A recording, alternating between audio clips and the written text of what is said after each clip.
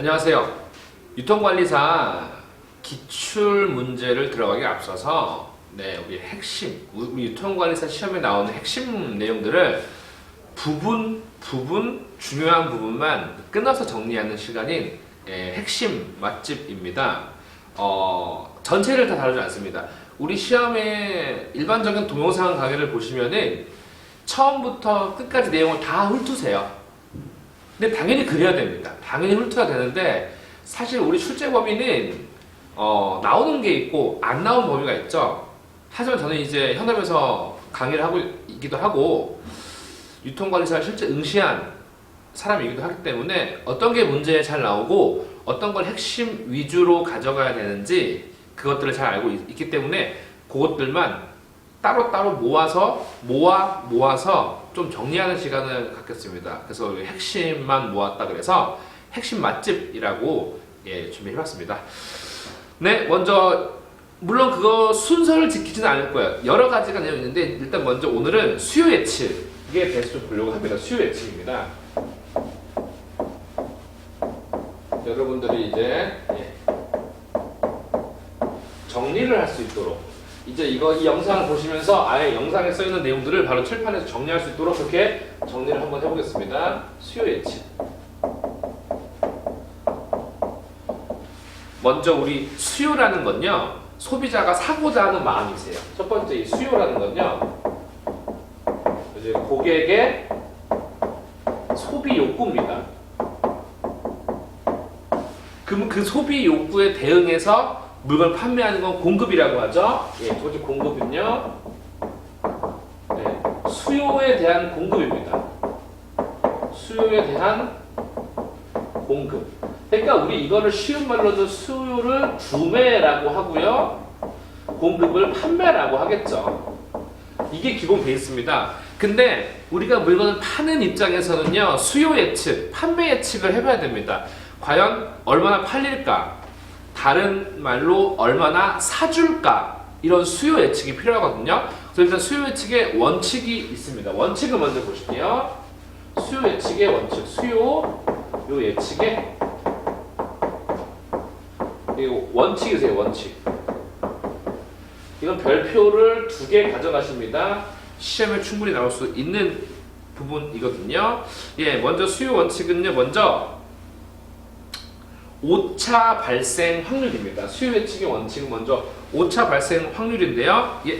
먼저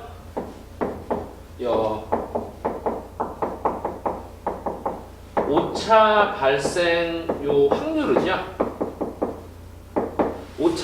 확률은요, 기간에 비례합니다.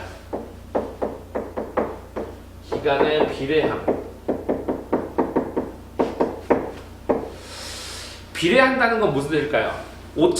비례한다는 거는 하나의 축과 하나의 축이 같이, 하나가 올라가면 같이 올라간다는 거예요. 어떤 의미냐면은 오차 발생 확률이 계속 높아져요. 반대로 말씀드릴게요. 기간이 쭉 가요. 기간이 쭉 길면 길수록, 기간이 길게 진행될수록 한 달, 2달, 3달, 1년, 2년, 3년 기간이 쭉 진행될수록 오차가 발생할 수 있는 확률도 같이 비례해서 올라간다고. 비례해서. 그러면 이걸 다시 말하면요,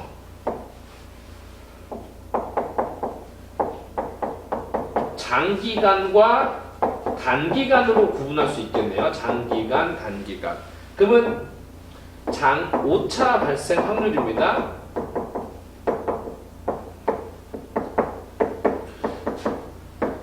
장기간의 경우에는요, 높다. 오차 발생 확률이 높다. 확률이 낮다. 왜일까요? 포인트는 왜입니다. 왜? 사실 이렇게 해석을 하고 있습니다. 기간이 길면 길수록 사회, 경제, 정치 각종 분야에서 영향을 받을 확률이 높아져요. 즉 수요 예측을 제가 길게 하잖아요. 그래, 이 물건은 5년에 걸쳐서 팔릴 것이야 라고 수요 예측을 했습니다. 단기간. 그래, 이 물건은 3개월에 걸쳐서 팔릴 것이야 라고 했습니다. 3개월과 5년의 차이인 거죠. 요거 이제 3개월과 5년의 차이인 거죠. 3개월과 5년의 차이인 거죠. 그럼 이 5년이라는 시간이 사회, 경제, 정치 같은 외부 환경에 노출되는 확률이 실제 기간이 더 많죠. 이런 것 때문에 오차 발생 확률이 높아진다는 게 우리의 이론입니다. 이렇게 정리하실게요. 수요를 예측하는 기간이 길면 길수록 오차 또한 발생할 확률이 높다. 이렇게만 정리하실게요. 단기간은요 3개월 이렇게 짧게 된다면은 그만큼 오차 발생 확률이 낮다. 이렇게 정리하시면 되죠. 단기간일수록 단기간에 동그라미 꼭 해주시고요. 반대로 어떻게 말하면 적중률이 높다. 요 적중률이 높다. 여기 포인트 한번 잡아 주실게요. 단기일수록 적중률이 높다 이겁니다. 예, 그 다음에 이제 어디를 봐 주시냐면요. 두 번째입니다. 두 번째 보시면은 두 번째입니다. 이제 수요 예측이 두 번째인데요. 안정적 상품이 있고요. 두 번째는요, 신상품 있습니다. 신상품. 안정적 상품과 신상품의 경우 어떤 게 더 오차 확률이 높을까요? 어떤 게 더 오차 확률, 적중률이 더 높을까요? 일단 두 개 중에 여러분 어디 식당 가시면요, 그 식당이 검증됐는지 안 됐는지를 어떻게 판단하시나요? 적어도 지금 매장 안에 손님이 많이 있으면 그래, 많은 사람들이 자주 찾는 식당이니까 맛있을 거야. 금요일인데 토요일인데 손님이 한 명도 없습니다. 그래, 저기는 맛이 없으니까 안 갈 거야 라고 판단하시죠? 똑같습니다. 안정적인 상품의 적중률이 더 높다, 낮다.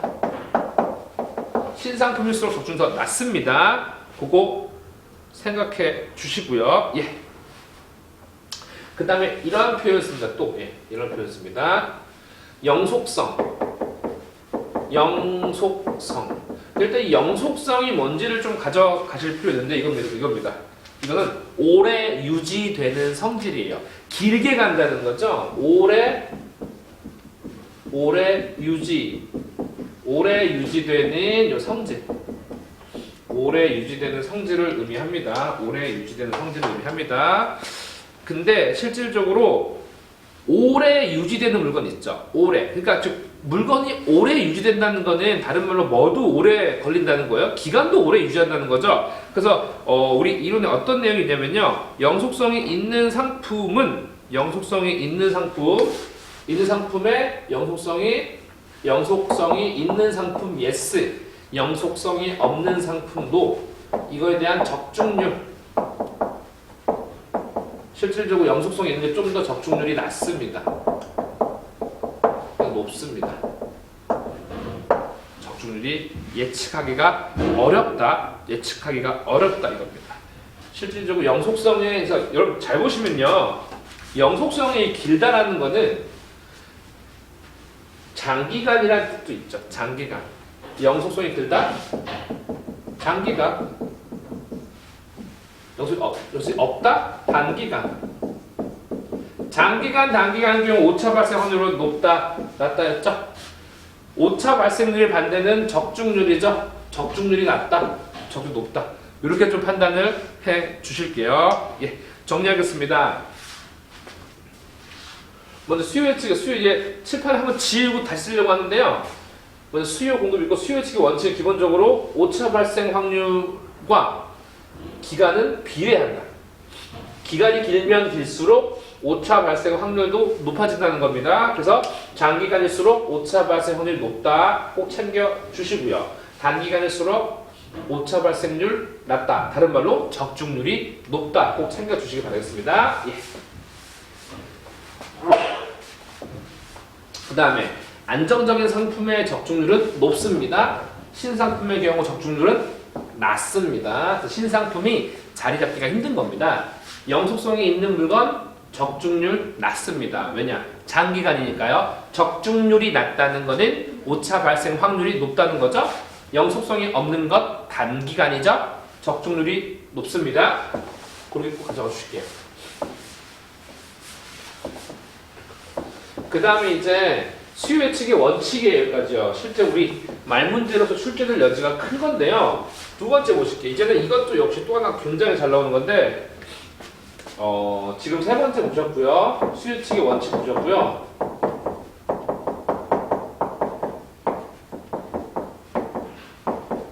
네 번째는요, 수요 예측 방법이라고 나와 있습니다. 수요 예측 방법. 수요 예측 방법에는 두 가지로 구분되십니다. 두 가지. 첫 번째는요, 정량적 방법.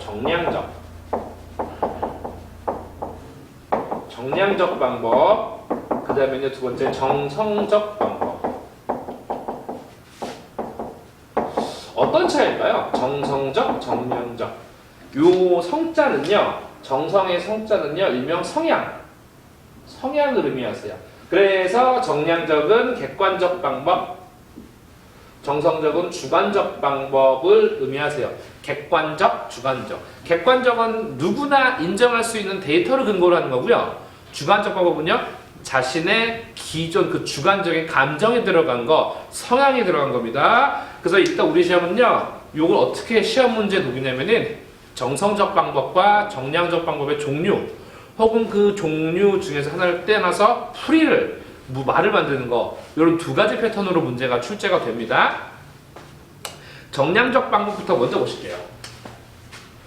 정량적 방법입니다. 정량적 방법이고요. 첫 번째 보실게요. 첫 번째 보시면 시계열 분석법. 시계열 분석법. 시계열 분석법이고요. 여기서 우리 시계열이라는 뜻을 좀 알고 갈 필요가 있을 것 같습니다. 시계는 여러분들 알고 있는 그 타이머, 시계 맞고, 시계가 초침, 분침 이렇게 가죠. 말 그대로 과거부터 현재까지 시간의 흐름에 따른다. 시계는요, 시간의 흐름이라는 뜻입니다. 즉, 과거부터 현재까지 모든 데이터를 알 수 있는 방법이세요. 시계열 분석법 보시면은, 시계열 분석 내용 보실게요. 내용 보시면은, 첫 번째 뭐가 있냐면요, 과거 자료를 통해서 미래를 예측한다. 이겁니다. 과거 자료를 통해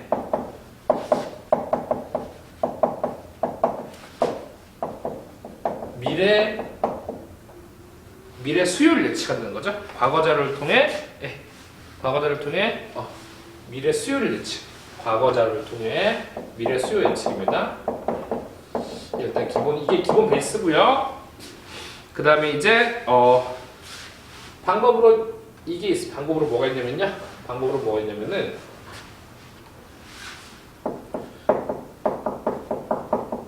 단순 이동 평균법. 그 다음에 가중 이동 평균법.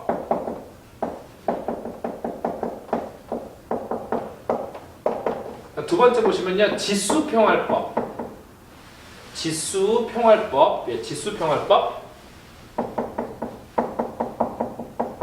지수평활법인데요. 이 지수평활법은요, 우리 계산 문제로 엄청 많이 나와요. 별표 2개 하겠습니다. 이거 우리 계산 문제. 정말 쉬운 계산 문제로서 많이 나옵니다. 나중에 우리 계산 문제 특집으로 해서 한번 영상 찍어 올리겠습니다. 그겁니다. 그래서 이거 실제적으로 지수평활법 이런 겁니다. 단순이동평균법, 가중이동평균법. 그래서 이건 무슨 뜻이냐면요, 만약에 6주차의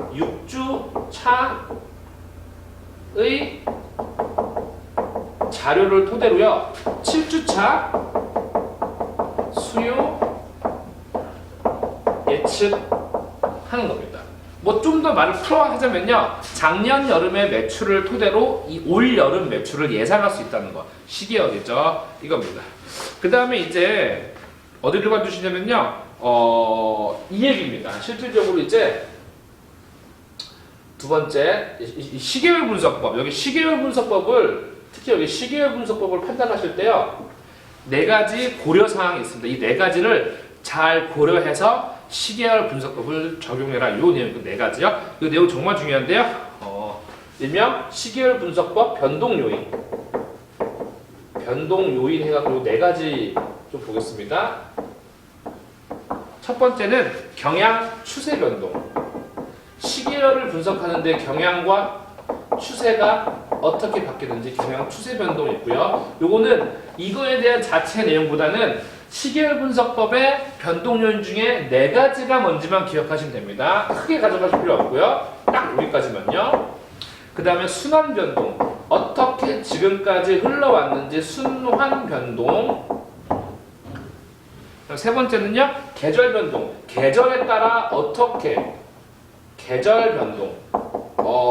한 10년 동안 그 10년치의 여름 데이터가 어떻게 됐는지. 그 다음에 불규칙 변동. 마지막에 이겁니다. 어떻게 규칙적이지 않게 변동하는 것이 어떤 케이스인지 이런 네 가지를 반드시 변동 요인으로서 고려할 필요가 있다. 요것도 꼭 챙겨두시고. 그래서 일단 이 내용이 어디에 들어간다고요? 여기 시계열 분석법에 들어간다고 보시면 될 것 같습니다. 네. 그 다음에 이제 어디 또 중요한 포인트냐면요. 인과무형 분석인데요. 여기 좀 지우고 진행해 보겠습니다.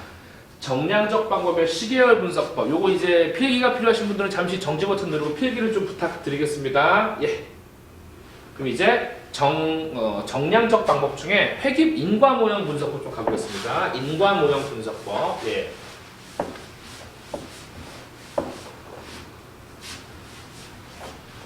두 번째는 이제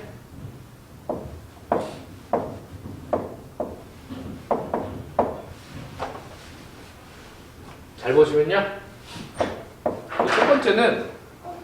첫 번째는 여기 이제 그 시계열 분석법이었고요.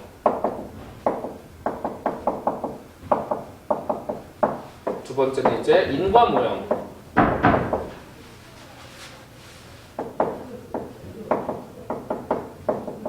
인과모형 분석법인데요. 인과모형 분석법은 첫 번째 이겁니다.